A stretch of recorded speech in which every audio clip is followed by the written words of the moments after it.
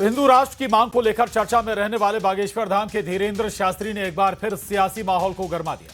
हिंदू राष्ट्र का संकल्प लेकर देश भर में पद यात्रा करने वाले बागेश्वर धाम के पीठाधीश्वर पंडित धीरेंद्र कृष्ण शास्त्री ने शिवपुरी में एक बार फिर बड़ा बयान दिया। बाबा बागेश्वर ने सिलेबस में रामायण और गीता शामिल करने की अपील की। उनका मानना है कि इससे युवाओं को सही दिशा मिलेगी। वहीं मुस्लिम धर्मगुरुओं से अपील करते हुए बाबा बागेश्वर ने कहा कि वो अपनी तालीम में सुधार करें, बच्चों को अच्छी शिक्षा दें, जिससे वो आतंकी नहीं अब्दुल कलाम बने। बाबा बागेश्वर ने कड़े शब्दों में कहा कि आतंक से यारी करने वाले बोरिया बिस्तर बांधकर लाहौर खिसक लें। इसके साथ ही बाबा बागेश्वर ने एक बार फिर हिंदुओं से 4 बच्चे पैदा करने की अपील की और कहा कि संख्या होगी तो ही खेल होगा।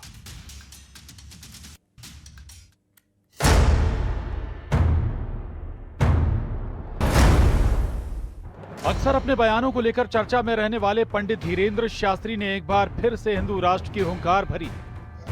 शिवपुरी में बाबा बागेश्वर ने कहा कि मेरा मकसद हिंदू राष्ट्र बनाना, इसलिए पाठ्यक्रम में गीता और रामायण को शामिल करना चाहिए। इससे युवाओं को सही दिशा मिलेगी। गीता रामायण भागवत जी का यदि धार्मिक पुस्तकों का पाठ्यक्रम में जोड़ा जाएगा तो हमें लगता है कि हम बहुत अच्छे तरीके से भारत के युवाओं को सही दिशा और दशा दे पाएंगे, क्योंकि कई ऐसी ग्रंथ भी हैं, कई ऐसी पुस्तकें हैं जो केवल अपने मजहबियों को इंसान मानते हैं, बाकियों को काफिर मानते हैं। हमारा सनातन धर्म है जो वसुदेव कुटुंबकम की बात करता है। धीरेंद्र शास्त्री ने मौलानाओं को सलाह दी है कि अपने बच्चों की शिक्षा नीति में बदलाव करें, उनको आतंकवादी नहीं अब्दुल कलाम बनाएं।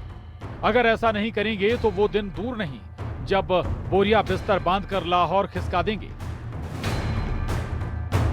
अपने बच्चों को आतंकवादी नहीं अब्दुल कलाम बनाएं, ऐसी शिक्षा नीति दें ताकि आपके बच्चे अब्दुल कलाम बने तो हम भी उनको सल्यूट कर सकें, वरना दिन दूर नहीं है बोरिया बिस्तर बांधकर लाहौर खिसक जाए। शास्त्री जी मुसलमानों को डराने का प्रयास कर रहे हैं और यदि उन्हें लाहौर से इतना प्रेम है तो मैं जरूर कहूंगा कि वो एक बार लाहौर घूमकर जरूर आ जाए। यही नहीं, धीरेंद्र शास्त्री ने हिंदुओं की आबादी को लेकर भी बड़ा बयान दिया है। धीरेंद्र शास्त्री ने कहा कि हिंदुओं को कम से कम 4 बच्चे पैदा करना चाहिए। संख्या होगी तो सही रहेगा। जब उनके 30 बच्चे हो सकते हैं तो हिंदुओं के 4 बच्चे क्यों नहीं हो सकते? हिंदुओं को कम से कम 4 बच्चे पैदा करने चाहिए। संख्या होगी तो खेल होगा। चच्चे के 30 बच्चे हो सकते हैं तो हिंदुओं के 4 बच्चे हो सकते हैं। हिंदू राष्ट्र और मौलानाओं को दी गई सलाह पर अब बयानों का दौर शुरू हो गया। देखिए, सबसे महत्वपूर्ण चीज यह है कि सनातन धर्मावलंबी जितने भी संत महात्मा हैं वो लगातार समाज को एक सही दिशा देने का काम करते हैं। धीरेंद्र कृष्ण शास्त्री जी ने, पूज्य महाराज जी ने जो मांग समाज जनों से की है, इस्लाम मतावलंबियों से की है, वो अपने आप में बहुत सकारात्मक है। आप सपने देख रहे हैं हिंदू राष्ट्र के, लेकिन छतरपुर के आसपास की जमीनें जिस प्रकार से आप कब्जे कर रहे हो कम पैसे दे के, उसके बारे में बाबा बागेश्वर बताएं।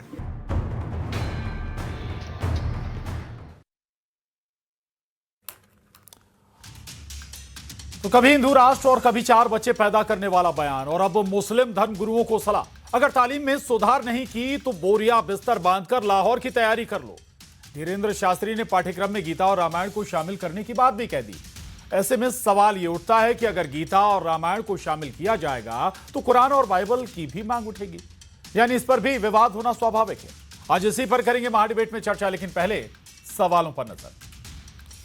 हमारे आज के बड़े सवाल हैं, सिलेबस में गीता रामायण आखिर जरूरी क्यों है इस वैज्ञानिक युग में, ये बड़ा सवाल। दूसरा सवाल है, मौलानाओं को बाबा ने आखिर क्यों दी चेतावनी, क्या उन्हें इस शिक्षा का अधिकार नहीं है, वैज्ञानिक। तीसरा सवाल है, बच्चे 2 ही अच्छे, फिर बाबा क्यों कह रहे हैं 4 बच्चे, आखिर भरण पोषण कैसे होगा अगर बच्चे 4 पैदा होंगे किसी परिवार में। तो बहुत सारे सवाल हैं। सबसे पहले बेहद खास मेहमानों से आपका तारुफ करा देते हैं। पंकज चतुर्वेदी जी हमारे साथ, प्रवक्ता बीजेपी जुड़ रहे हैं, स्वागत आपका। धर्माचार्य अरुण कृष्ण महाराज जी हैं, हिंदू धर्म गुरु, बहुत स्वागत। इमरान खोकर साहब, मुस्लिम स्कॉलर, स्वागत आपका। जगदीश शर्मा जी, नेता कांग्रेस, आपका स्वागत। रुद्र प्रताप सिंह जी, राजनीतिक विश्लेषक, हमारे साथ हैं, आपका भी बहुत स्वागत है। सबसे पहले धर्माचार्य अरुण कृष्ण महाराज जी के पास जाऊंगा। बहुत सारी बातें कही हैं पंडित धीरेंद्र शास्त्री ने चच्चे के 30 बच्चे, तो हिंदू क्यों 4 बच्चे नहीं पैदा कर सकता? बहुत सारी बातें। 4 बच्चे पैदा करें, बाइबल, अगर गीता शामिल की जाएगी, भागवत शामिल की जाएगी, रामायण शामिल की जाएगी, तो बहुत सारे सवाल ये है कि अगर आपको ये सब धर्म ग्रंथ पढ़ने ही हैं तो ये पाठ्यक्रम में क्यों शामिल किए जाएं? अलग से पढ़ लीजिए ना। धन्यवाद आमंत्रण के लिए। सर्वप्रथम प्रशांत जी, एक श्लोक आता है कि विद्या विवादाय धनम मदाय शक्ति परेशान पर पीड़नाय खलस्य साधु विपरीत मेतत ज्ञानाय दानाय चारक्षणाय। ये मैंने इसलिए कहा जी कि जब बल, धन और विद्या शैतान के पास पहुंच जाती है तो शैतान उसका दुरुपयोग करता है। ऐसे ही शैतान हमारे देश में वो डॉक्टर हैं जिन्होंने विद्या इसी देश का खाया, इसी देश में पले बड़े और इसी देश में गद्दार बम फाड़ अपने कमर पे बम बांध के फट गए। और केवल वो डॉक्टर नहीं है जी, एक नूह से जो यहां पर गुरुग्राम के अंदर वकालत करता था, अधिवक्ता था, आज ही उसी बम ब्लास्ट केस में वो गद्दार आतंकवादी पाकिस्तान को खुफिया जानकारी देने के लिए पकड़ा गया, वो भी मुसलमान ही था। तो ये तो मैं आपको उन लोगों की बता रहा हूं जो इस देश में खा रहे हैं। अब बात आती है 4 बच्चे। नहीं अरुण कृष्ण जी, कुछ ठीक है, ये जो लोग हैं इन्हें तो बख्शा नहीं जाएगा, हमारी एजेंसियां पकड़ेंगी, लेकिन क्या कुछ लोगों की ऐसी हरकत से किसी पूरे समाज को, किसी पूरे जाति धर्म को उस पर सवाल उठाए जा सकते हैं क्या? नहीं, मैं आपको इसका जवाब देता हूं। आपने एक अकबरुद्दीन ओवैसी नाम का एक नफरती ज़ॉम्बी देखा होगा जो सीता मां को गाली दे रहा था टीवी पे। तो जब वो गाली दे रहा था सीता मां को तो नीचे हजारों मुसलमान तालियां बजा रहे थे। तो क्या वो हजारों मुसलमान, उनमें से कोई खड़ा होकर बोला अकबरुद्दीन ओवैसी को कि आप एक किसी के धर्म के बारे में टिप्पणी क्यों कर रहे हो? जी, सीडी रावत इस देश के चीफ ऑफ द आर्मी, जब उनकी हेलीकॉप्टर की दुर्घटना मृत्यु हुई तब हजारों ये नफरती ज़ॉम्बी मुसलमान इमोजीज डाल रहे थे, हंसने की इमोजीज। हमने फेसबुक पे, इंस्टा में आपने भी देखी होगी और हमने भी देखी होगी। जी ठीक है। तो क्यों ये हम कहते हैं कि कोई एक जिम्मेदार है? ये जिम्मेदार है विचारधारा, ये जिम्मेदार विचारधारा पर सवाल उठा रहे। ठीक, ये जिम्मेदार मदरसे जो सिखाते हैं कि जो मूर्ति पूजा करेगा, जो नॉन बिलीवर है, जो अल्लाह को नहीं मानता, वो जहन्नुमी है। ठीक है, मैं आ रहा हूं आपके पास। आपने कई बातें उठाई। इमरान खोखर साहब शिक्षा पर ही सवाल उठा रहे हैं पंडित धीरेन्द्र शास्त्री, और यही बात अरुण कृष्ण महाराज जी भी दोहरा रहे हैं। मदरसों में ये सिखाया जा रहा है, और जो बॉम्ब ब्लास्ट वाले हैं वो भी पर्टिकुलर किसी धर्म से जुड़े हैं ना। अकबरुद्दीन ओवैसी का भी जिक्र यहां पर कर दिया गया, सवाल क्यों नहीं उठेगा? प्रशांत जी, मेरे तमाम सम्मानित पैनलिस्ट को मेरी तरफ से आदाब अर्ज है। अब मैं उस मुद्दे पर आता हूं कि जो धीरेन्द्र शास्त्री साहब ने एक वक्तव्य दिया है कि हिंदुओं को 4 बच्चे पैदा करने चाहिए और चच्चाओं के 30 बच्चे होते हैं, तो मैं उनको एक चैलेंज देता हूं कि वो अपनी जिंदगी में एक मुसलमान ऐसा लाके दिखा दे इस हिंदुस्तान के अंदर जिसके 30 बच्चे हो। अब अपन आते हैं 4 बच्चों की बात पे। मैंने बचपन से एक कहावत सुनी है कि चैरिटी बिगिंस एट होम। जब भी कोई अच्छे काम की आप शुरुआत करें, उसकी शुरुआत खुद से करनी चाहिए। तो मेरा सबसे पहले सुझाव तो धीरेन्द्र शास्त्री साहब को यह है कि आप शादी कर लीजिए, आप हिंदू भी हैं, आप 4 बच्चे पैदा कीजिए, वो 4 बच्चे ऐसे कैसे आप संगठन को सौंप दीजिए, वो देश सेवा में लगते रहेंगे। अब आगे आप बात करते हैं, उन्होंने एक बात ये कही है कि मदरसे में बच्चों को क्या पढ़ाया जाता है, उस बारे में हमें इन मुल्लाओं को अपनी जो एजुकेशन सिस्टम है उस पर सवाल उठाए। तो सबसे पहले तो आपको मैं एक बात बता दूं कि अपने घर में और अपने गिरबान में पहले धीरेन्द्र शास्त्री को झांक लेना चाहिए। सालिग्राम गर्ग जो कि इनका छोटा भाई है, एक गांव की शादी के अंदर पिस्टल हाथ में लेते हुए वीडियो उनका शादी में धमाल मचाते हुए, आतंक फैलाते हुए आज नहीं पिछले 2-3 सालों से सर्कुलेट किया हुआ है। तो पहले आप घर के बच्चों को संभालिए, फिर आप मुसलमानों के बच्चों को संभालने की कोशिश कीजिए। अब दूसरी बात मैं आपसे ये कहना चाह रहा हूँ सर कि हिंदू राष्ट्र अगर बनाना है तो इस देश के अंदर पिछले 11 सालों से अपराध तो अपराध है ना। अगर सालिग्राम ने कुछ गलत किया है, तस्वीरें आई थी सालिग्राम की भी।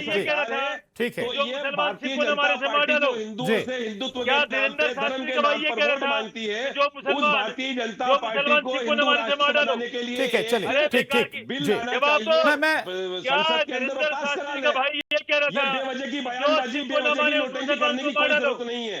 क्या ठीक धीरेन्द्र है शास्त्री सर, का भाई सुन ये कह लीजिएगा। रहा था? लीजिए, आपके पास मेरी बात पावर है। जी क्या धीरेन्द्र बेवजह शास्त्री के का भाई ये कह रहा था? आप मेरी अरुण बात का महाराज जवाब जी दो। सुन लीजिए। अगर इस देश के हिंदू और मुसलमानों को बांटने की कोशिश ना कीजिए। ठीक है, ये देश चलिए, संविधान ठीक से है। चलेगा, ये देश धर्मनिरपेक्ष राज्य है। ठीक है, मैं लौटूंगा आपके पास। पंकज जी, बेहतर होता कि हिंदू मुस्लिम करने से बेहतर कि भाई शिक्षा की बात हो रही है तो भाई इस वैज्ञानिक युग में हम बेहतर शिक्षा दें, चाहे वो हिंदू हो, मुस्लिम हो या किसी और धर्म से जुड़ा हो, बजाय ये कि धार्मिक किताबें हम सिलेबस में शामिल कर लें। अगर धार्मिक किताबें पढ़नी ही हैं तो हम अलग से पढ़ सकते हैं। मेरे घर में, आपके घर में भी होंगी। पंकज जी देखिए प्रशांत जी, मुझे लगता है कि इस देश में खास तौर से तुष्टीकरण के समर्थक लोगों द्वारा एक परंपरा शुरू की गई है कि सनातन परंपरा के संत महात्मा यदि अच्छी बात भी करें तो उसको बुरा कहकर प्रचारित करो। यदि धीरेन्द्र शास्त्री महाराज ये कहते हैं कि मुसलमान धर्म के मानने वाले लोगों के बच्चे आतंकवादी नहीं, डॉक्टर एपीजे अब्दुल कलाम के जैसे बने जिनको हम सैल्यूट कर सके, क्या गलत कहते हैं? क्या यदि वो ये कहें कि यदि मुस्लिम के समाज के कर्ता धर्ता अपने समाज की शिक्षा नीति में सुधार करें और मुस्लिम समाज के नौजवान बच्चों को काबिल और कामयाब बनाएं तो ये आपत्तिजनक है? बिल्कुल आपत्तिजनक नहीं, लेकिन पंकज जी, बात है पंकज जी, और यदि आपत्ति इस पे है, आप ठीक है वैज्ञानिक आप कह रहे हैं अब्दुल कलाम बनाए, लेकिन अब्दुल कलाम क्या गीता और रामायण पढ़ने से बनेंगे? विज्ञान पढ़ने से बनेंगे ना पंकज जी? मैं आता हूं जी, मैं आता हूं उसी बात पे। देखिए प्रशांत जी, यदि गीता और रामायण को लेकर यदि इस देश को आपत्ति होती तो आज भारत के संविधान में रामायण और गीता से जुड़े विषयों उल्लेखित क्यों हैं? उन चित्रों का, उन हमारे सनातन धर्म के भगवानों का उल्लेख क्यों है? तो जो संविधान में उल्लेखित है वो समाज में आपत्तिजनक कैसे हो सकता है? और क्या क्या गलत लिखा है गीता रामायण में? गीता रामायण क्या कहती, किसने पढ़ा? हम बताते हैं क्या लिखा है। वसुदेव कुटुंबकम, प्राणियों में सद्भावना हो, विश्व का कल्याण हो, अपने अपने धर्म की जय हो। ये गलत है क्या? हम किसी को अपशब्द बोल रहे हैं, किसी के प्रति हिंसा की बात कर रहे हैं, किसी को छोटा बता रहे, किसी की बुराई कर रहे, किसी की निंदा कर रहे, ऐसा है नहीं सनातन धर्म। हम तो कहते हैं ये वसुदेव कुटुंबकम। कोई धर्म दुनिया का ऐसा बताइए प्रशांत जी कि जहां पेड़ की, पत्थर की, वृक्ष की, पशु की, सबकी पूजा की जाती हो। तो मुझे लगता है कि बड़े भाव से, बड़े मन से समझना चाहिए और इस बात को हमारे उन लोगों को स्वीकार करना चाहिए कि जहां शिक्षा का अभाव है, जहां आधुनिकीकरण का अभाव है और जहां हिंसा की प्रवृत्ति अधिक है तो उस पर यदि विराम और लगाम की बात हो तो आपत्तिजनक है। क्या आप चाहते हो कि किसी भी धर्म को मानने वाले लोग हिंसा का सहारा लें? उचित है क्या? वो कुछ अशिक्षित रहें? उचित है क्या? वो पिछड़े वर्ग के रहें? उचित है क्या? वो आधुनिकता से दूर रहें? उचित है। सबको तो शिक्षित जिन होना विषयों पर चाहिए। चर्चा होना चाहिए। जगदीश तो शर्मा जी भी आपत्ति हमारे क्या साथ है? बने हुए। जगदीश जी, ये एक सिस्टम तो है, अगर वाकई किसी भी धर्म में शिक्षा अगर दी जा रही है और वो अगर कट्टरता की तरफ जा रही है तो फिर दिक्कत है। देखिए प्रशांत भाई, सबसे पहले तो मैं सुन रहा था धीरेन्द्र जी ने जो कहा वो भी मैंने सुना, बीजेपी के भाई प्रवक्ता ने कहा वो भी सुना और धर्म गुरु ने कहा वो भी सुना। समझ में नहीं आता कौन सा हिंदू राष्ट्र बनाना चाह रहे हैं भाई। हिंदुस्तान तो हिंदू राष्ट्र है ना, अब इनको कैसा राष्ट्र चाहिए? पाकिस्तान मुसलमान राष्ट्र है तो क्लियर सब है, पर इनको हिंदू राष्ट्र कैसा चाहिए? 4 बच्चे कैसे चाहिए भाई? ये रोजगार तो दे नहीं पा रहे हैं। हमारे देश के मुखिया के बड़े भाई से तो सलाह कर लो, उनकी सरकार तो करिए, हम दो हमारे दो। अब तो लोग एक पा गए हैं। कहीं ना कहीं बच्चे तो पैदा करो, अच्छी बात है, पर उनको खिलाओगे क्या? रोजगार कहां से दोगे? पालोगे कैसे? इस पर भी चर्चा होनी चाहिए। पढ़े लिखे बच्चे आजकल सिक्योरिटी गार्ड में रिक्शा चला रहे हैं, ऑटो रिक्शा चला रहे हैं, तो क्या फायदा है 4-4 बच्चे पैदा करने का? किसान इन्होंने नहीं छोड़े, किसान होते तो खेती कर लेते, जमीन नहीं छोड़ी। कहीं ना कहीं सोचने से पहले, कहने से पहले सोचना चाहिए। आप क्या कह रहे हैं? आप करिए ना, 4 करिए, कौन मना कर रहे हैं? हमारे देश के मुखिया तो एक भी नहीं करा। कहना कि मैं समझता हूं वो पहले अपने अंदर झांको और करो तो अच्छी बात है। 4 बच्चे पैदा करो, पर उनके लिए कहां से सारी योजनाएं? आप तो अगर 4 कहते, सरकार कहती है 2 से 3 पैदा कर दिए तो पेंशन नहीं मिलेगी, रोजगार नहीं मिलेंगे और आरक्षण नहीं मिलेगा। कितनी चीजें, समस्याओं से भारत गूंज रहा है, उस पर कोई चर्चा नहीं है। बच्चे कम पैदा करो, ज्यादा करो। उन्होंने ज्यादा कर दे, तुम क्यों कर रहे? अरे भाई, रुद्र प्रताप जी भी हमारे साथ बने हुए। पंकज जी, जल्दी एक छोटा कमेंट, आप जवाब देना चाहते थे जगदीश जी का। देखिए मुझे लगता है कि यदि कोई हिंदू धर्म का उपासक, यदि संत, यदि समाज में डेमोग्राफिक डिफरेंस की बातचीत करे तो समाज का विषय है ना। क्या आज सारे हिंदू 4 बच्चे पैदा कर रहे हैं क्या? वो तो अपने विवेक से निर्णय लेंगे ना।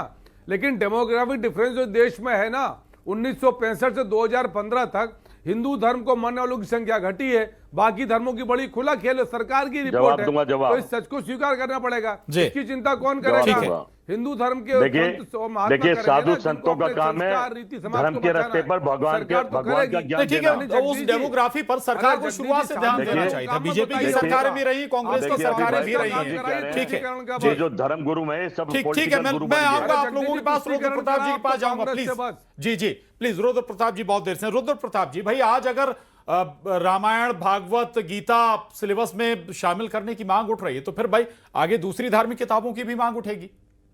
देखिए प्रशांत जी, धर्म को शिक्षा से जोड़कर नहीं रखना चाहिए। कारण क्या है कि धार्मिक चीजें ऐसी है, जब हम शिक्षित हो जाते हैं तो हम अपने अनुसार उसका आचरण करते हैं, उस तरह से उसका अनुसरण करते हैं। और हम केवल गीता के और मैं रामायण की बात क्या कह रहे हैं, हमारे धार्मिक बहुत सारे ग्रंथ हैं जिसका हम लोग अध्ययन करते हैं, लेकिन उसको शिक्षा में जबरदस्ती शामिल करना मुझे लग रहा है कहीं से उचित नहीं है।